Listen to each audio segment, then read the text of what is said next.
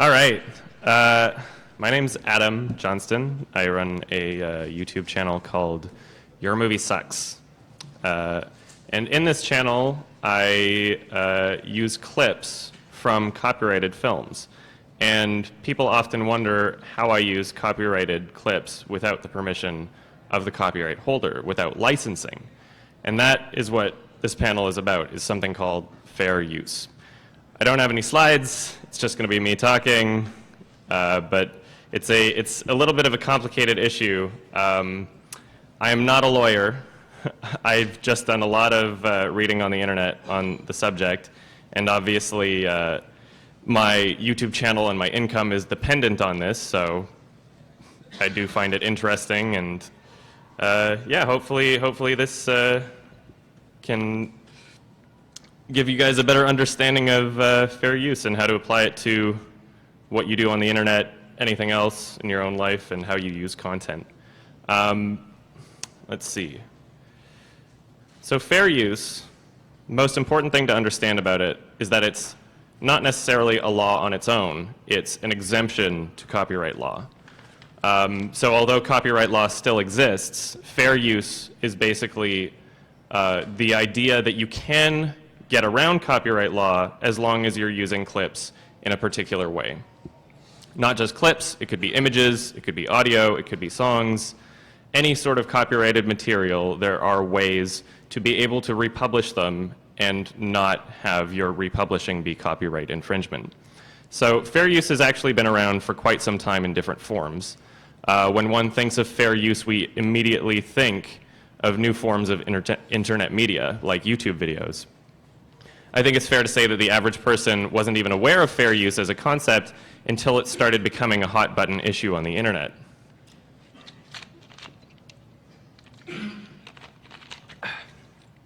Excuse me.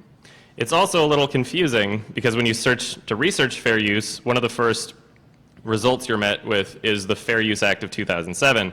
And although this act amended the DMCA, which is the Digital Millennium Copyright Act of 1998, although it amended it in favor of fair use, it is not where fair use originated. Fair use as a concept has been cited in cases as early as 1841. There was a case called Folsom versus Marsh. It was a dispute over using a collection of letters from George Washington in a published work on his life. The owner and editor of the collection of George Washington's letters claimed that republishing them was copyright infringement, and although the defendant claimed that he had a right to reuse those materials in his own work, the courts decided that his usage of 353 pages of letters within his 866-page book volume was unreasonable and therefore copyright infringement.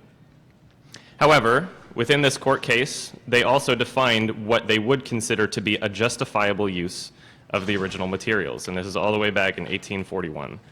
Basically, the court agreed with the defendant that a use can be fair, but that his particular case was not an example of fair use. Justice William Story also wound up creating the 4 factors of fair use that we commonly hear today, although there have been some minor changes to that along the way. For example, what used to be known as the nature and objects of the selections made is now known as the purpose and character of the use. You can find a PDF file of the report from Folsom versus Marsh hosted on yalelawtech.org, and within this report, Justice Story states the following. A reviewer may fairly cite largely from the original work, if his design be really and truly to use the passages for the purposes of fair and reasonable criticism. On the other hand, it is as clear that if he thus cites the most important parts of the work with a view not to criticize but to supersede the use of the original work and substitute the review for it, such a use will be termed in law a piracy. So to put it simply, if your work exists to compete within the same market and purpose as the original material being derived from, then it is likely to be found copyright infringement. If you are creating something new out of it that doesn't attempt to serve as a replacement for the original, then there's a chance that it's fair use. So that report from William Story was all the way back in 1841. And it's crazy to think that these types of principles are now more relevant and talked about than ever. Fast forward to the Copyright Act of 1976, and fair use was codified into law for the first time. Within this act, we can see those same 4 factors when determining fair use. Now, when people think of the 4 factors of fair use, oftentimes people get a little confused as to how they're applied.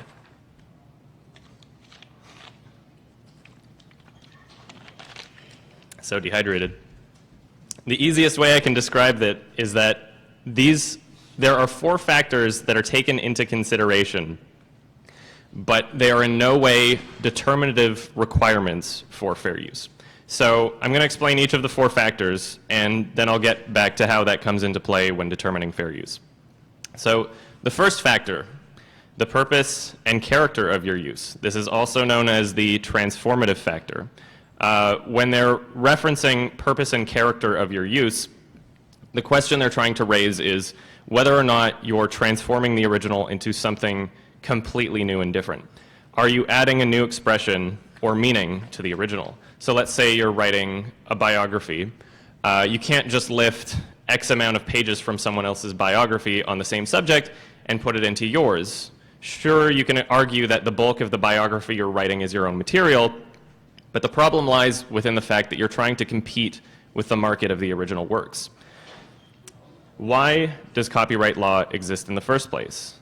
We have copyright law as a protection for copyright holders. So if a copyright holder's market isn't being intruded upon, then what exactly would copyright law be protecting them from? If someone takes part of your work and winds up creating something out of it that has an entirely different purpose or meaning, there isn't really as much of an argument that the usage isn't fair. So using portions of a film in a review for a film serves an entirely different purpose than the film itself. There's no reasonable expectation that a studio using film footage would then create a review of that same footage, and even if they did, it's not as though they can say that your review was taken from their review. So it's entirely different purpose of a review than the film itself in the first place. Most examples of transformative use fall under, but are not limited to, commentary and criticism. Examples of commentary and criticism could be a review, a news report, or even a parody. If what you're creating is a parody, then you're bound to receive particularly strong protection when it comes to fair use. As long as you go by the actual definition of a parody and you're actually making fun of the original or holding up to some degree of ridicule, then what you've created is fundamentally a criticism of the original, and that's why it's so strongly protected. Judges understand that in order to parody the original in the first place, a considerable amount of the original material is likely to be used in order to accurately portray and ridicule the original. This is why it is one of the utmost protected examples when it comes to transformative use. One of the most important examples of a case citing the transformative factor is a 1994 case known as Campbell versus A Cuff Rose Music Incorporated. Basically, there was a rap group called Two Live Crew, or Two Live Crew, I didn't bother researching how to pronounce it, that made a parody song of Roy Orbison's Pretty Woman. They actually used samples of the original recording in their parody. They used the opening guitar riff, so the dun dun dun dun dun, and wound up looping it into the song itself, and it was undebatably a joke more than anything. The lyrics started out with Pretty Woman, then turned into Big Hairy Woman, then Bald-Headed Woman, then Two-Timin' Woman. It's not really a good song. It's kind of awful, but this particular court case was what solidified that a commercial parody can qualify as fair use. So the argument in the court case was that because they were making money off of it, that it wasn't a fair use, but they found that it was a fair use because it was so transformative, because it was a parody, because it was poking fun at the original. Although the court looked at all 4 factors when determining fair use, it was recognized that the most important factor was the transformative factor. Has the meaning of the original been transformed into something new? The second factor that judges consider when determining fair use is the nature of the copyrighted work. There's not really that much to say about this one. It's more or less just an acknowledgement that different types of copyrighted works might need to be used or borrowed from more often or more extensively than others. So if what you're using is published, if you're borrowing from something that's already published, then you'll have an easier time arguing fair use in court than if what you're taking from is unpublished. That doesn't mean that taking from an unpublished work can't be considered fair use, but it just means that you're more likely to be considered fair use in front of a judge than if you were taking from unpublished works. There is no black and white when it comes to fair use. There is only less likely and more likely. There's only closer to fair use and further away from fair use. But there is no verifiable certainty until a specific case is sent to court. It's a big, big gray area, and all you can really hope to do is increase your chances of being fair use rather than decrease them. So, in accordance with the nature of the copyrighted work, you are more likely to be considered a fair use if what you're taking from is factual rather than fictional. For example, if you're quoting a famous person, chances are that quote will have already been published in some form, but to change that quote would be to lie about what the quote actually was. So that particular consideration is in place because we don't want copyright law to force everyone to have to be inaccurate when reporting on factual events.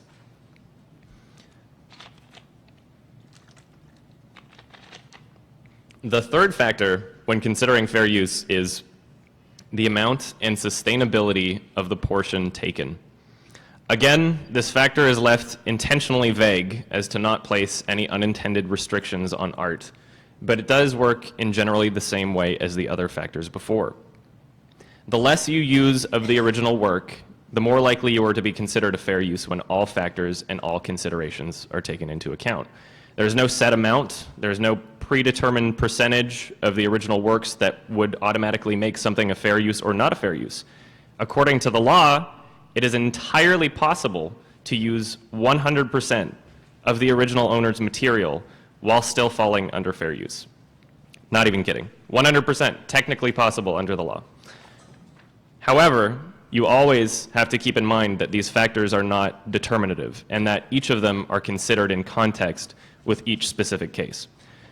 For example, depending on what you're borrowing from would depend on how much of the original you'd reasonably need to use in the first place. If you're reviewing a 2-hour-long film, chances are you're not going to need to show the entirety of that film in order to make the criticisms you'd like to about that film. The less you use of the film, the more likely your usage is would be determined or considered fair. Now let's say you're not reviewing a film. Let's say you're reviewing a photograph. A photograph is just one frame. The average film is made up of hundreds of thousands of individual frames, whereas that one frame of that photograph is 100% of the original work. So now you can see why they intentionally left this so vague. It's vague in our favor. It's intentionally vague for the benefit of artistic and creative expression. How could you possibly review a photograph without using 100% of it in your review to show it, right? It's vague because there shouldn't just be one way and only one way you can create art. As much as the Recording Industry Association of America would like there to be, I'm glad that it is not the case. And for those of you who don't know, when the Fair Use Act of 2007 was passed, allowing people to legally copy movies and DVDs from DVDs and Blu-rays onto their computers, so long as they're being used for fair use purposes, the RIAA tried lobbying against that bill, saying that it would repeal the DMCA and, quote, legalize hacking. Another important variable to consider when determining how much of the original you're using is whether or not you're taking from the heart of the original. This is where the term substantiality comes in. If the portion you're republishing can be considered as what defines the original as a whole, you are less likely to be considered a fair use.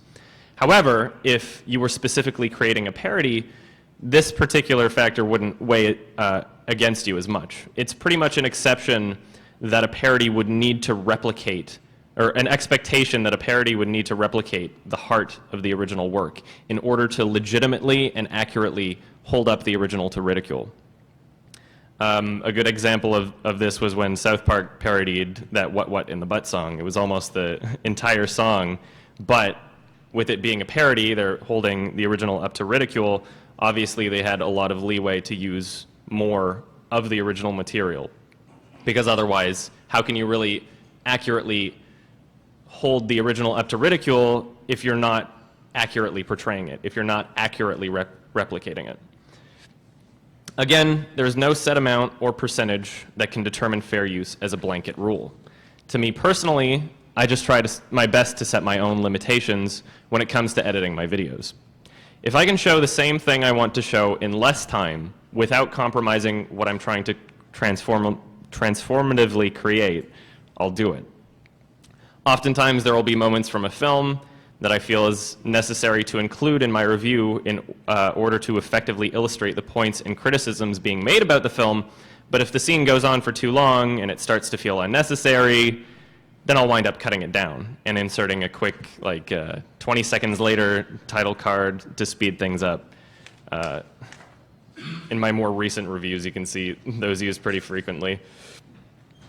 The more about the footage or materials being republished that you can honestly say is absolutely necessary to be able to create your own transformative works, the more likely your work is to be found a fair use. If a YouTuber posts a reaction video with their face in the corner and they're only legitimately reacting for maybe 10% of the video while the original work plays in its entirety, that's leaning much further away from fair use than if that same YouTuber were to limit the original video to being the 10% where they actually legitimately reacted to it. The whole point is that you want to be able to prove that people are watching your videos for your reactions, your commentary, your criticisms, or whatever you are personally bringing to it, not people watching your videos because of what's being shown in the original. You don't want to serve as a replacement for their market. This also comes back to the first factor, because how much of your own material versus how much of the original material is showcased would heavily influence whether or not your usage would appear transformative in the first place. You can't just make brief appearances between clips and say, wow guys, wasn't that funny? Here's the next clip. Because you know that what you're selling is the original material, not what you're personally offering to it. You have to be able to look at what you're producing as honestly and objectively as possible and ask yourself, are people watching this to experience the original work, or are they watching this to experience my take on the original work?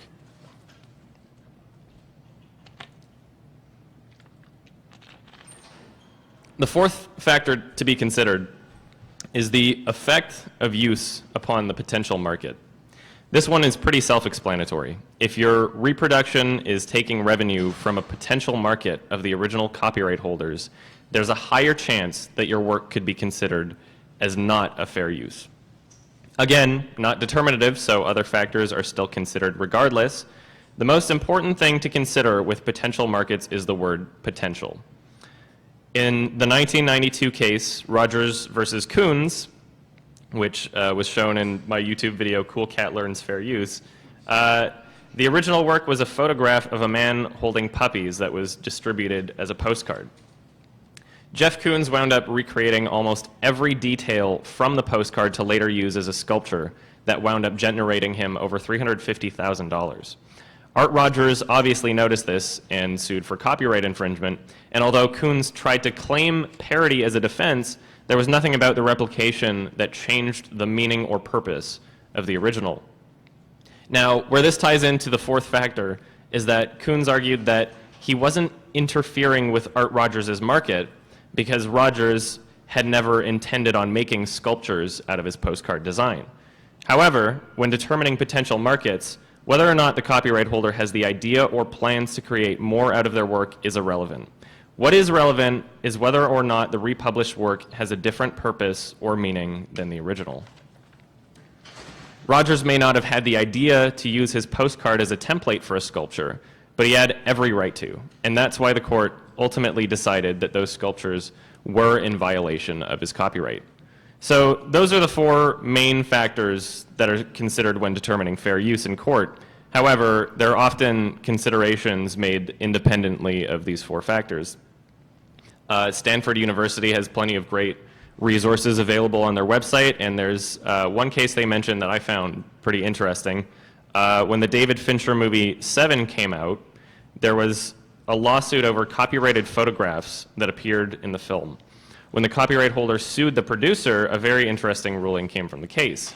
It was decided that the usage was so insignificant and inconsequential that a fair use analysis wasn't even required to determine that no copyright infringement was taking place. And these were about 32 photographs, I think. The court held that the photos, quote, appear fleetingly and are obscured, severely out of focus, and virtually unidentifiable. This was called the de minimis defense. Now, had they actually done a proper fair use analysis using the four factors, they likely would have come to the same conclusion anyway, but it's an interesting defense nonetheless. Still, keep in mind that this defense, along with any others regarding fair use, rely almost entirely on how a judge personally feels about the case. The vagueness and flexibility of fair use is both a blessing and a curse. I personally see more good than bad when it comes to this flexibility because it allows the courts to be able to judge each individual case with proper context. Art in of itself needs to have variety. More importantly, art needs to be transformative and grow. Art needs to be able to create and recreate and push boundaries to try new things. Fair use gives us the freedom for this to be possible. So now you should all have a pretty decent understanding of what fair use is. So now how do you apply it to your own life and what you do online?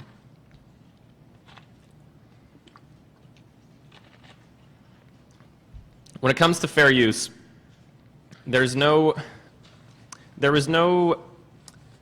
shouldn't look at it by saying, hey, this YouTuber is doing this and they haven't been sued, so I'm going to do this. You have to set your own guidelines. You have to weigh out your own risks. Because fair use is so vague, and because you cannot have legal certainty over what is and what isn't a fair use until it's taken to court, applying fair use on the internet is less a game of fair use and more a game of don't sue me. So I use a disclaimer at the beginning of my videos. It says, the following footage is considered fair use under copyright law, just in case a copyright holder may stumble upon my video and want to initiate some sort of copyright strike on it. And as we know, oftentimes on YouTube, they don't even actually watch the video, so maybe if I just get them in that first few seconds, they'll be like, oh, okay, and then actually bother to watch the video. It does not affect whether or not a use is fair. You can't just put that disclaimer at the beginning and all of a sudden it's a fair use or not a fair use, but it does potentially discourage a copyright holder from wanting to start a dispute in the first place.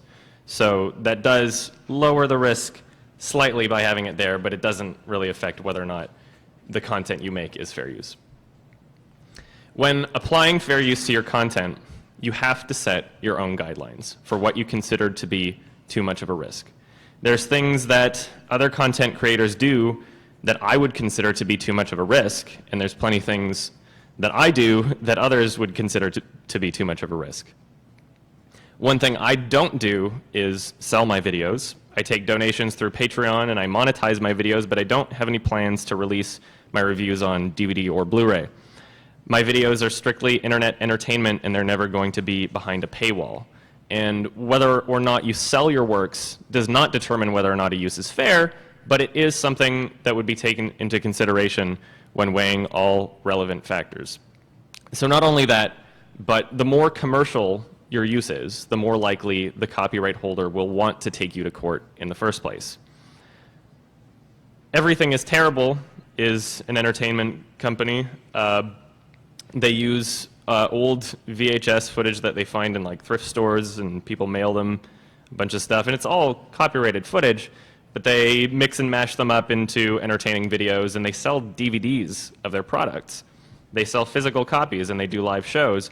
And as far as I know, they haven't really run into any serious trouble over it. It is fair use material, but at the same time, I wouldn't really want to put a target on my back, because even if you do have something that is fair use, going to court over it isn't that great of an experience. It's painful for everybody involved, and it can lose you a lot of money. I personally feel that putting my own content behind a paywall would be too much of a risk, and so I do not do that.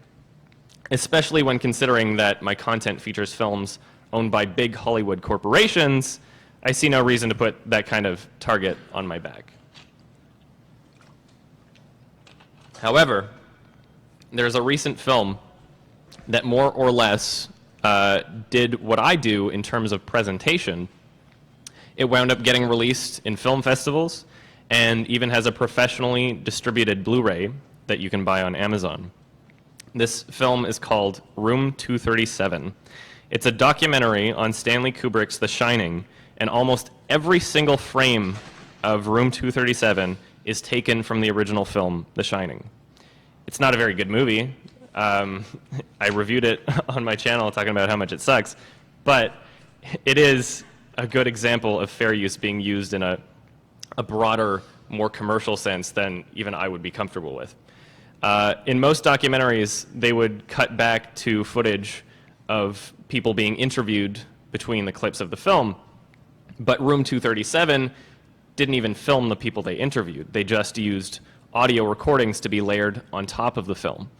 So this particular film never actually had a dispute that went to court. So there's no telling whether or not a judge would say that their use is fair. However, what's most important to recognize is that Warner Brothers has been made aware of the documentary, and they have not taken any legal action against it. Perhaps they see value in the documentary and see it as a form of advertising for The Shining. Perhaps they do not believe the use is fair, but they don't want to sue because it isn't a more well-known film.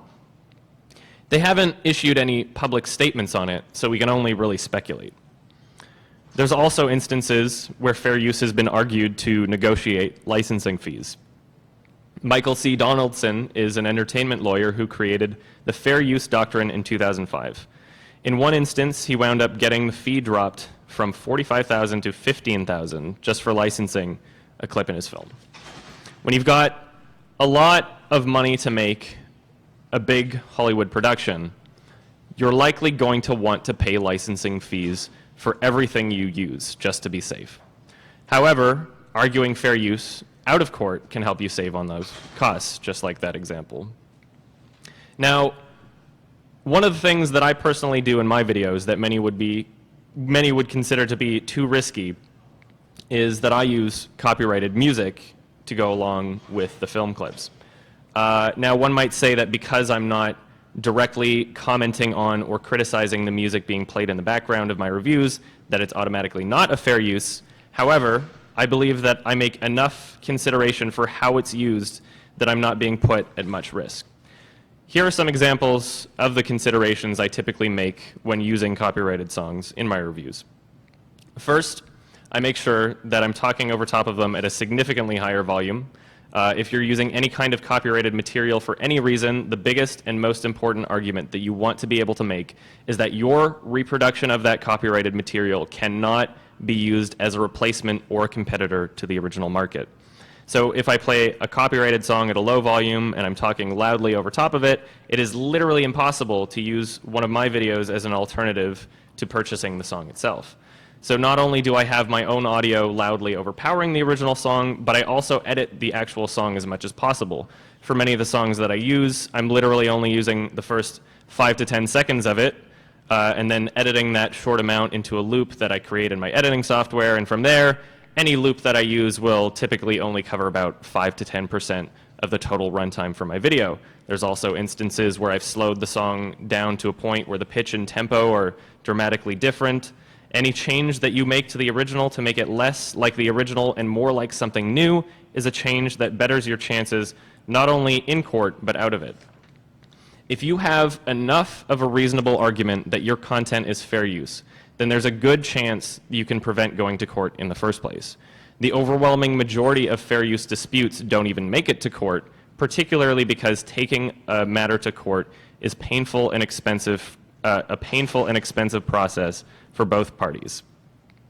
Now, if let's say I had a gaming video and I muted my game audio only to replace it with the song Bodies by Drowning Pool, I really kind of doubt that that would be considered a fair use by anyone.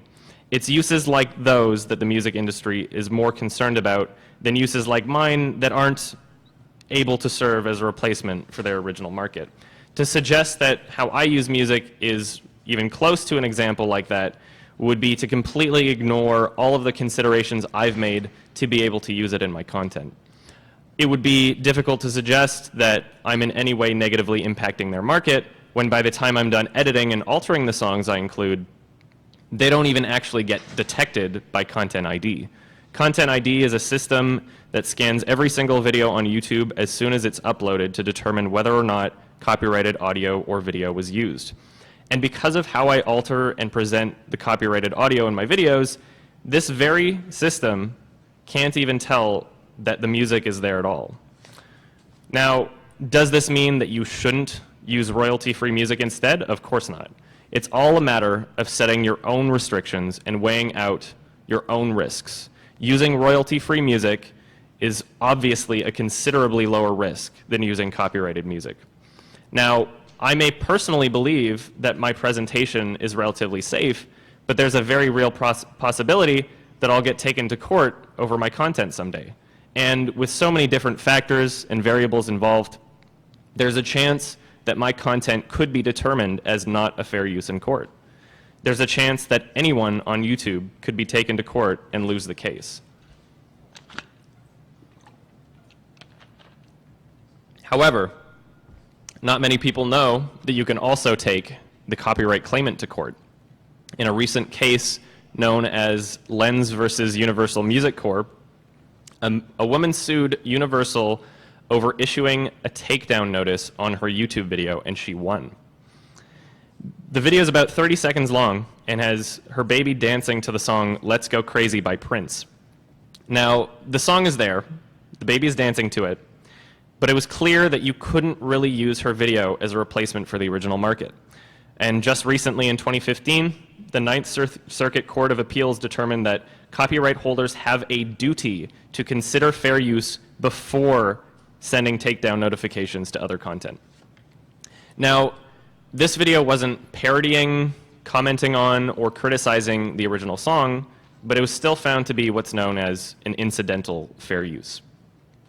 Now, since I mentioned YouTube's Content ID system, I'm going to get into that pretty soon, but first I'd like to address what some of you are probably wondering right now. Why does a filthy Canadian care so much about fair use when it's an American law that doesn't apply outside American borders? Happy Canada Day, by the way, everybody. Well, it's a bit of a complicated issue, but the vast majority of the films that I review are American films with American copyright holders.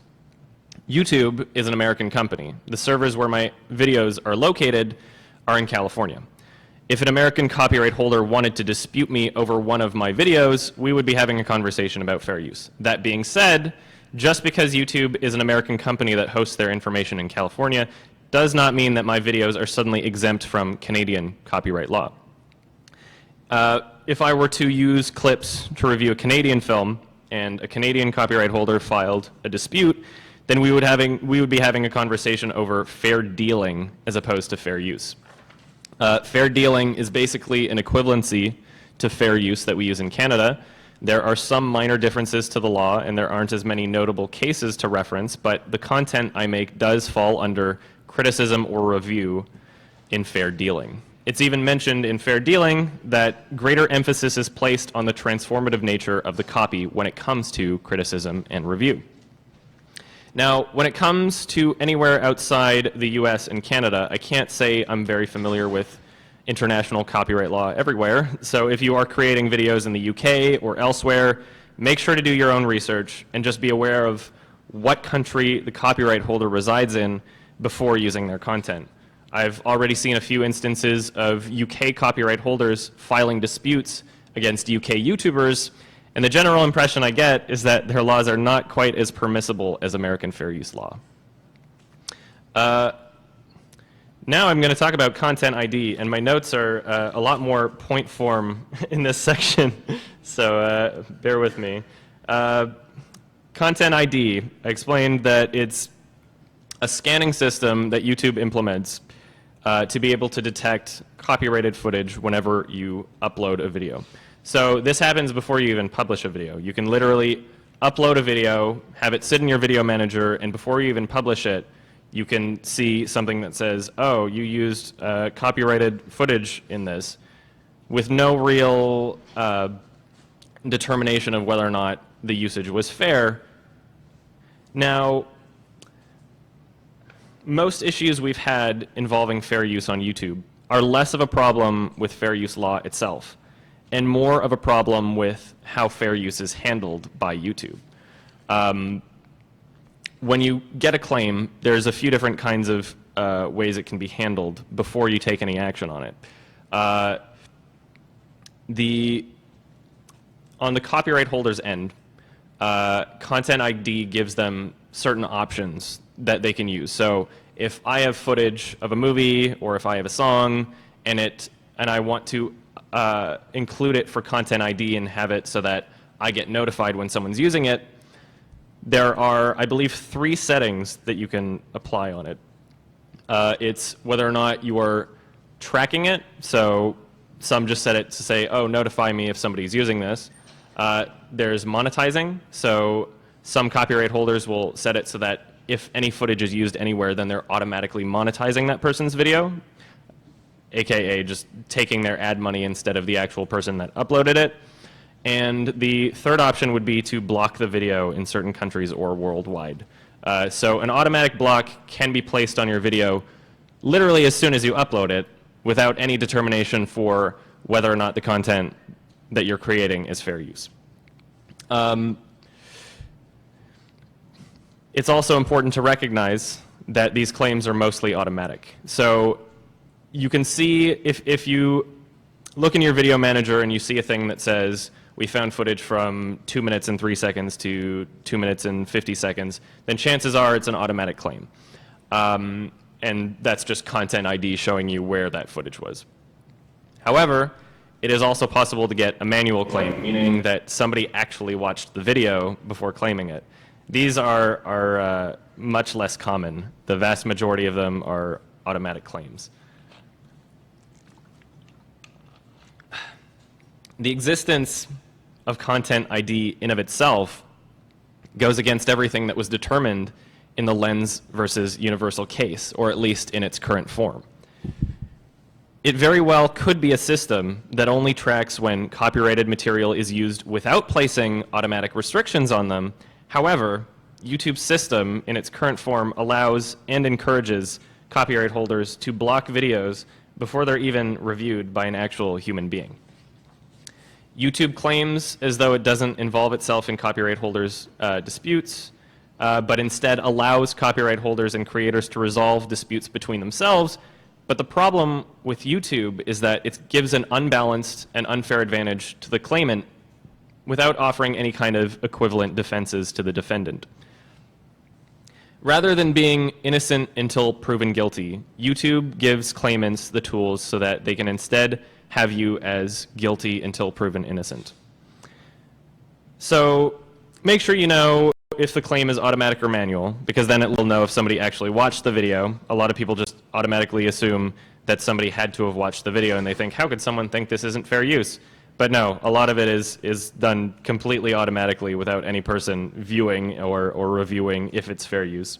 When you file a dispute, you can do so in your video manager. All you have to do is include information as to why your content is fair use. There's different examples for why you are not infringing on copyright. Some of them include, this is my content. Some of them include, like, I have a license to use this content. But the most common one you're going to use is probably going to be the fair use option. So include information saying this was for commentary or criticism, or it's a parody, or whatever you want to say to ensure that on their end they can at least see why it's fair use. From then, the claimant has 30 days to be able to respond to your dispute. And if they don't answer within 30 days, then your video's fine, it's back up, you can monetize it, no issues. I think that 30 days is way too long, because if you can't monetize your video for 30 days, chances are that's right when you uploaded it too. That's where, if you're making a living off of YouTube, it's kind of annoying to not be able to monetize your own content for 30 days. But it gets worse. Fortunately, however, they cannot actually make money off of your content while it's in dispute. So if they have it set to monetize, if they're saying, we want to take that money from this video because it's using our footage, that will only happen until you file a dispute. So as soon as you file a dispute, they're not making money off of it, and although you're not either, which is unfortunate, at least they're not able to take your money from that. If within 30 days they respond, they can say, okay, this was fair use, we are releasing the claim on your video. That's the best option. Or they can reinstate the claim. They can say, we reviewed it and we determined that this is not fair use. Now, unfortunately, my experience with Content ID, although I have no proof of this, it would lead me to believe that certain companies are doing this part automatically as well. But I don't have any evidence to back that up. It's just my experience with it. If you get a reinstated claim, then from there, it's not as simple as filing a simple dispute. Instead, you have to file what's known as an appeal. So on YouTube, no matter what type of account you have, they only allow you to file 3 appeals at any given time. So if you have multiple copyright claims from multiple claimants, things get a little stressful, especially for a channel like mine, where every video of mine is using copyrighted footage. I'm reviewing movies. There was a point where I literally just constantly had copyright claims, and it would be a game of trying to weigh whether or which videos I should try to fight first, because they only allow me to use 3 appeals at a time. However, there's a catch to that. My recommendation, do not use all 3 appeals at once, ever. Ever. Always save one. Because if an appeal comes back from the claimant and they decide they still want to take your video down, what will happen to your channel is that you will get a strike. You will get a strike on your account, and they will have filed what's known as a takedown notice. And if you send an appeal, that opens yourself up to getting that strike. If you have 3 strikes on your YouTube channel, it automatically gets deleted. It automatically gets removed, like everything you've ever created, just gone. And although it's fairly easy for larger channels, even a channel like mine, which is fairly large, it's easier for us to be able to cause a storm on the internet, just make a tweet like, hey, my channel's gone, everybody notices, it gets their attention, and the issue resolves itself. But for smaller channels, that can be disastrous. Like if you've spent 5 years building up your 10,000 subscribers, they might not notice, nobody might care, and your entire channel's gone. So never use 3 appeals at once. Always have one saved just in case they all come back with a copyright strike. So if they do file a takedown notice against you, what's really funny, by the way, if one of those appeals comes back, if let's say you've only used 1 appeal, if they decide, no, we want to strike your account, we want to issue a takedown notice against your account, you get a strike, and because of that strike, you lose certain features. Some of them including you cannot upload videos longer than 15 minutes in length. Some of them being you cannot add custom thumbnails. But the most ridiculous one is that getting a strike on your account prevents you from being able to file any appeals. Automatically, YouTube says, 1 strike on your account, you're not allowed to file appeals anymore. So in order for you to be able to even combat other copyright claims you're getting, in order for you to be able to even reasonably or adequately protect yourself in any way, you have to get rid of that strike first. And so getting rid of that strike, or strikes, involves a process called a counter notification. And again, all of what I've listed so far is all done through YouTube. It's all done within the video manager, all of their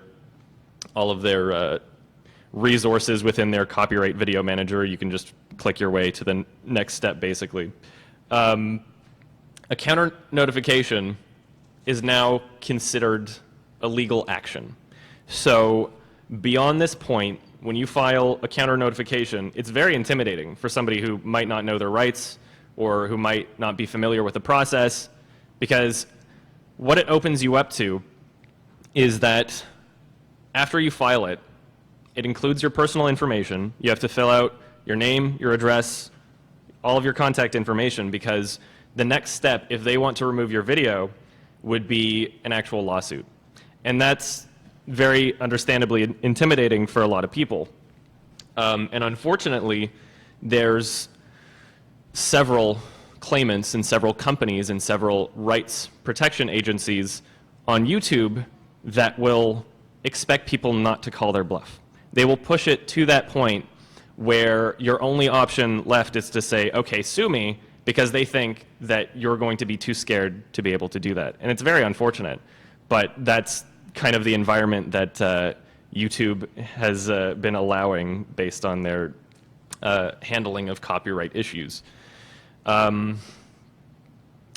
So I've done this process quite a few times. There's quite a few very consistent copyright claimants that will push it to that level where that's the only way I can get my video back, which I'm rightfully able to post. I've never been sued, never been taken to court, and out of the examples where YouTubers have been taken to court, it's been over things that just seem really inconsequential. You know, it's the cases that we've seen in the past year or so with YouTubers being taken to court over issues have mostly just been somebody got mad that they didn't like their face being shown in some way, or they didn't like that they were being made fun of or something like that.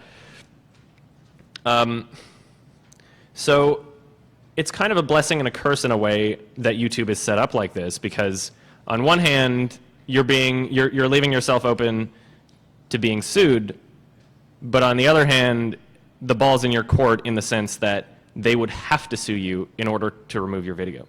So a counter notification takes 10 business days to be approved, and then another 14 days to process. So if you add up the amount of time from the initial dispute, they have 30 days to respond, and then your appeal, they have 30 days to respond, and then this counter notification, which takes 10 business days plus 14 more days potentially. Just one of your videos could potentially be unmonetizable for 3 months. If a copyright holder were to respond to each of these within like the very last week of their allotted 30 days, then just one video, whether it's fair use or not, if they decide to take it that far, your video can be unmonetizable for 3 months. Ridiculous. One thing that I was doing pretty frequently is content ID works in a way where at least there's some consideration for fair use. So if you include a single frame from a film, it's not going to be detected. However, if you include, I think it's about 15 seconds is where it would get detected, then all of a sudden your video gets detected by Content ID. There has to be a certain amount of it being used, and I think it's about 10 to 15 seconds. So if you're editing your own material and you're worried about getting detected by Content ID and you know that your content is fair use, one thing that you can do is edit your footage in a way that you're making cuts every 5 seconds or so. And then even if your entire video is made up with their footage, along with you talking over top of it or whatever fair use qualities you're going to add to it, even if it's literally just their footage, it won't get detected by Content ID. So if you're unsure about whether or not your video is going to get detected, upload to a test account. Create a separate account on YouTube that you can just upload to a video manager that you're never going to publish, you're never going to use this account for anything else. All it will do will be that you can upload there, and then if you get a copyright claim on it, it's not a big deal. Because one common misunderstanding when it comes to copyright claims on YouTube is that if you delete the video, it's fine. And there's, in YouTube's video manager, it really heavily tries to encourage you to delete the video instead of fight it. It's when you're trying to fight against a reinstated claim, instead of doing a counter notification, there's like this big option that just says like, oh, are you sure you want to, maybe you can cancel your appeal, or why don't you delete the video? And the option's there, and you have to click a couple more buttons to get to the actual fighting process. What's unfortunate about this is a copyright claim in of itself, if it's just blocking your video or monetizing your video, doesn't negatively impact your channel unless you have a strike. However, if you get enough of those small claims, then it does negatively impact your video in the same way that a strike would. So something that happened to Channel Awesome's YouTube account was that they had enough copyright claims that they wound up deleting a bunch of videos over time. They were like, oh, okay, I'll just get rid of this video and then it won't negatively impact my channel. But then, after a certain point, they had done that so many times where all of a sudden they lost the ability to monetize their content entirely. Like this actual YouTube channel where that's their job, they rely on this income, literally all of their videos suddenly unmonetizable. And that's part of what started where's the fair use hashtag WTFU. And I was in that video with Doug Walker on his channel. But that's part of what started it. And you would think that YouTube would at least say, hey, if you delete these videos, it's still going to negatively impact your account in some way. Do they even know? I'm not even sure. One unfortunate thing about the appeals process is when it does encourage you to cancel your appeal, one of the things it says is, if you cancel your appeal, you will not be able to file another one.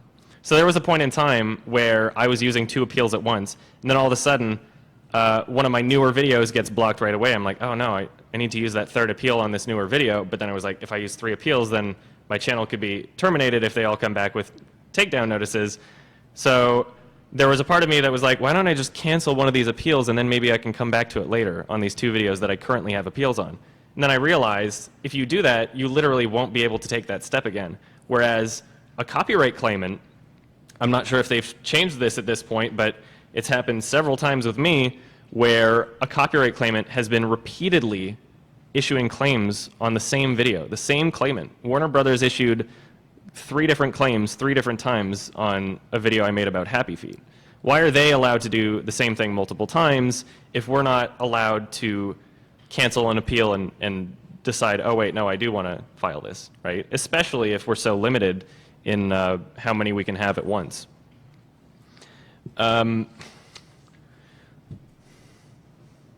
thing that I found helps with YouTube disputes, don't be afraid to call them. Don't be afraid to look up the claimant.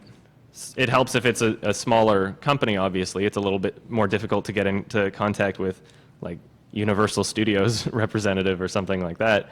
But there have been cases where I've literally just made phone calls and had the dispute resolved over the phone. If you're going to record the phone call, make sure they're not in California, because that's illegal. So if they're based out of California, it would be illegal to record their phone calls. That's something that I learned. But yeah, it's happened before where I've literally called a representative from their company that oversees copyright claims and whatever department they have for issuing claims on YouTube, and they didn't even know the claim was made. And just from a simple phone call, they were like, oh yeah, of course, yeah, we support fair use. Your content is a review of our film, clearly, and it got resolved like that. So don't be afraid to take measures outside of what YouTube offers, because it can get resolved without just waiting for the 30 days. Now, there are some claimants, like I mentioned, that repeatedly abuse YouTube's system. And why does YouTube allow this abuse to take place? Well, to quote Jaden Smith on Twitter, #money. Big Hollywood studios have more say in this because they have more money. The average user wasn't threatening them with lawsuits from gigantically expensive legal teams. Especially when YouTube was first created, there was that whole drama over Viacom, which they were actually found to have uploaded their own material onto YouTube so that they could sue YouTube for their material being there that they uploaded. So these larger companies have more of a say in what happens because the average YouTube user, the average person who is using fair use content from these companies isn't really doing things like that. YouTube is put in a position where if they don't want to get sued, if they don't want to deal with having to go to court, they have to tilt things a little bit in the claimant's favor. And by a little bit, I mean more than a little bit. If theoretically there was ever a class action lawsuit against YouTube for systematically encouraging this abuse, then they might start treating their YouTubers the same way that they treat gigantic corporations. But could happen. I don't know. They're working to improve their services in a way that that where's the fair use hashtag definitely got their attention. Some of YouTube's managers, I don't know the correct association, but some representatives from YouTube's definitely responded to that situation. But unfortunately, as much as it seems like things are getting done, at the same time it seems like things are getting worse at the same time.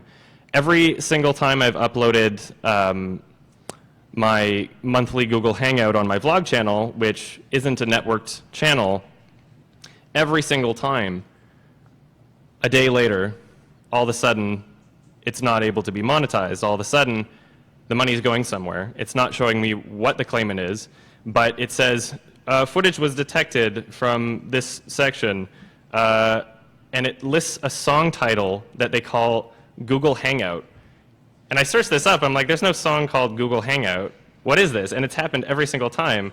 And I have to assume that it's because my vlog channel isn't networked to a specific network. Networks do offer some sort of protection just from them existing in the first place. So it is a good idea to get yourself signed up with one if it's worth it to you to give away that percentage of your income. There's something called proof of ownership requests where all of a sudden YouTube will just say, hey, are you sure you own this video, even if a copyright claim didn't take place? And I've noticed that ever since being on a network, and I've talked to other YouTubers on networks as well, all of a sudden they don't get those anymore, regardless of whether or not they're considered affiliated or managed. In conclusion, I've talked for a long time. Wow. In conclusion, fair use on the internet is something that we all value and benefit from. I encourage all of you to do your own research so that you're able to set your own restrictions and weigh your own risks when it comes to your material. And although I cannot give you any guarantees as to whether or not your own content is fair use or whether or not you'll get sued over it, hopefully this discussion will leave you at least with a better understanding of fair use and how you can apply it online. And anyway, I guess I've been talking for an hour. If the last 10 minutes we want to do a bit of a Q&A, that's fine. Feel free to ask about fair use or YouTube or my channel. It doesn't matter. Do we have a second mic? How does this work? So we got like 10 minutes left. Yeah, you can shout your question if you want. So when you go to file your dispute, and it gives you that little box that says briefly explain, I've been told that that box does not matter. Does that box matter at all? What you write in there? Do they read that, or is that just... Well, it's entirely dependent on the claimant. So there's some claimants that, based on my experience, I would say like there's no way they even read it, because if they read it, then like they would understand that it's fair use. But there's other times where I filled out in that initial dispute, and they've decided, oh yes, this is fair use, and they've released it right away. So that's dependent on the claimant. It does go to somebody. Whether or not they read it is based on each individual account. Any other questions? There we go. Just a quick question for you. Sure. From some things you've learned in regards to the whole Cool Cat incident. Yes. With you and I Hate Everything and all those other channels who tried to cover that video. What would you recommend is the best way to handle a situation like that where a claimant is just abusing the system to no end? You know, I'm friends with I Hate Everything. We get along very well. And I helped him a lot behind the scenes in a lot of ways that never actually showed up in that whole video drama thing. But I think even, I can't really speak for him, but I think he would even agree with me that the initial incident that brought up that whole dispute, the way he handled it could have been a lot better. That Derek Savage, it didn't seem like he could handle this well, and he was obviously freaking out in ways. And I Hate Everything, although yes, he was technically in the right to be able to use his footage, he was using it for fair use purposes.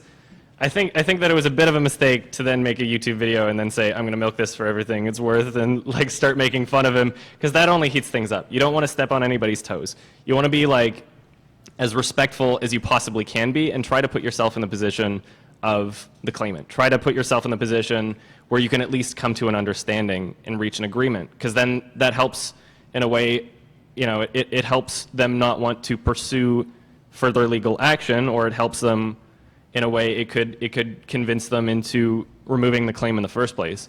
And I don't know was that, if that answered your question properly, but I mean, there was a point with I Hate Everything.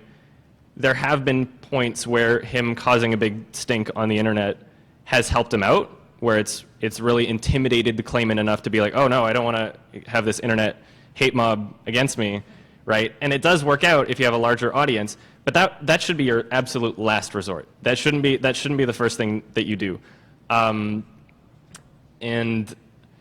with Derek Savage, it seemed as though that only did harm instead of good, because he never actually wound up releasing the claim. He just waited for it to expire.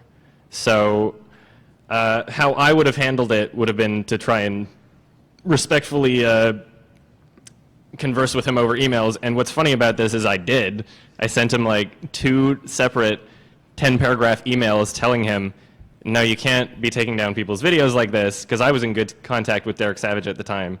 And I tried to convince him out of it behind the scenes in every way that I could, but he still wouldn't budge. But I mean, that should be the first thing that you try, not the last thing that you try. And if anybody's wondering, this is a parody Cool Cat shirt, which falls under fair use, that an artist named Pika Petey drew. He's pretty great. Next question. So I like to do Let's Plays on YouTube. I was wondering if monetization matters or not for fair use or keeping your video up, or whether or not being in a gaming network would help keep those videos up. Monetization does not determine fair use. It does not prove innocence. It does not prove guilt. It is something that could potentially be considered in a court case if it ever made it that far. But when it comes to one of the reasons why gaming channels are so incredibly popular on YouTube is because it's so much easier to use gaming videos than it is to use film clips or music. One of the reasons why this is because it's generally considered that your playthrough of the game is considered your own experience. By you inputting information into the controller and doing different things within the game, that is considered transformative. That is considered to be you adding something to the original product. So, I mean, Nintendo seems to still copyright claim people over that anyway, although I'm not sure exactly what kind of jurisdiction they would have applying Japanese copyright law on an American company, but that's part of why I avoid Nintendo games owned by Stream is just because they have a history of unfairly copyright claiming people. And I mean, if they believe that they have the right to everyone's content, then that's fine. But it just makes me not want to play their games. Yeah, it should be. You shouldn't experience that much of an issue when it comes to games being uploaded to YouTube, as long as it's your own experience. And obviously, with the more that you add to it, the more fair use it is. So if you're adding commentary over top of it, then it's even more fair use than if it were just you inputting information into a controller and recording your playthrough.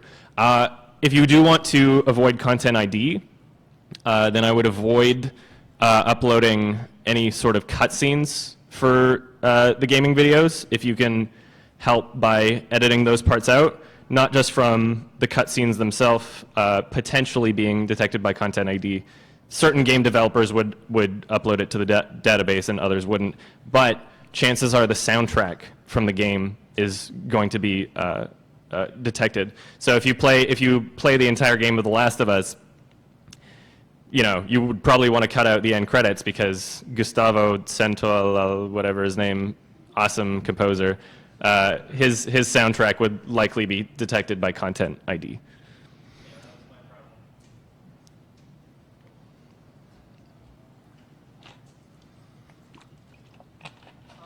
Your Gone Home playthrough on your gaming channel, you used the Song of Silence. Fantastic playthrough, by the way. Well, that song is a meme, and you altered Yes. the audio. You Yes. used the entire song. So did you at all think that that was a risk for your channel? That entire channel is edited by Mark. That was his video, not mine. But I do often tell him, since I do kind of oversee some of his editing, I tell him, make sure that you are editing the song in a certain way that it cannot be used as a replacement for the original. And so something else that's also considered in fair use cases is the relevancy of what's being used. So a judge and a jury is going to make a lot more consideration for the usage of a song that's a meme. So if somebody includes Never Gonna Give You Up, like, that is going to be considered more of a fair use than if it were just some random song that doesn't have some sort of point being made about it, because you are adding commentary to it by using it in a kind of way that's supposed to get people to understand this cultural meme associated with it. So again, it very well could be taken to court and considered not a fair use. There's no way to really determine for sure until it's taken to court, but I believe that as long as you're making enough considerations that you feel comfortable knowing that your footage or your material is not serving as a replacement for the original, that you cannot use your product as an alternative to the original, that would be the most important. And I guess we got time for like one more question, and I'll wrap it up.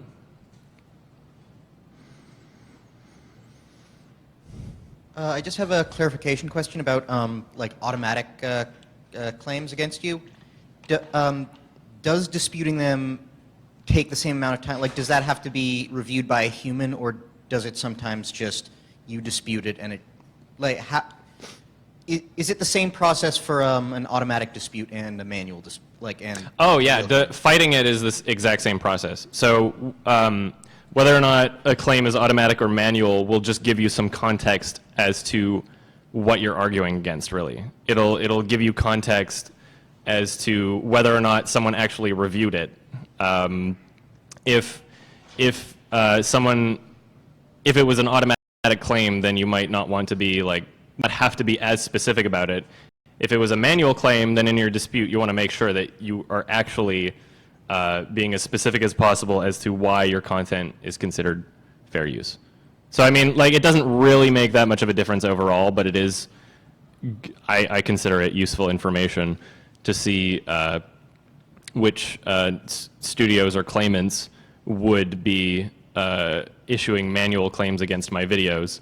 It gives me an understanding of which studios or claimants have a better understanding of fair use as opposed to others, and I just find that useful information for my own benefit, I guess. Anyway, wow. Talked for like an hour. Anyway.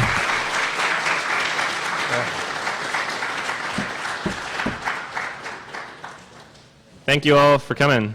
That was great.